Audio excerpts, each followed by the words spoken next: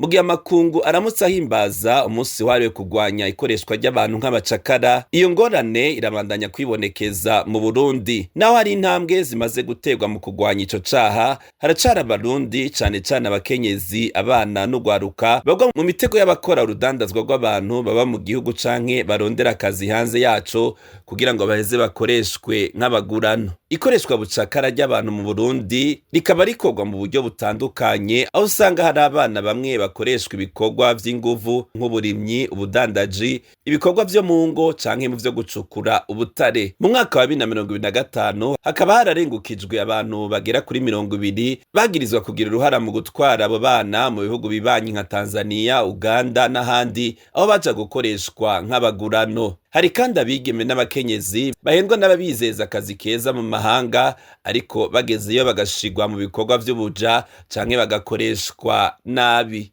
Ubukene, ubushomeri no kutamenya ingaruka z'ico caha nimwe mu bituma abantu benshi bagwa mu mitego y'abakora urudandazwa rw'abantu mu bihugu baca baja gukoreshwa bucakara. Kenshi usanga babasezeranya akazi canke ubuzima bwiza, aribo baheza bakabajana muri urwo rudandazwa. Mu ntumbero yo kurwanya ico caha, leta y'u Burundi yarashizeho amategeko ahana abakora urudandazwa rw'abantu gukora amatohoza no gukurikirana bagirizwa ico caha mu butungane, hamwe n'abafatanyabikorwa.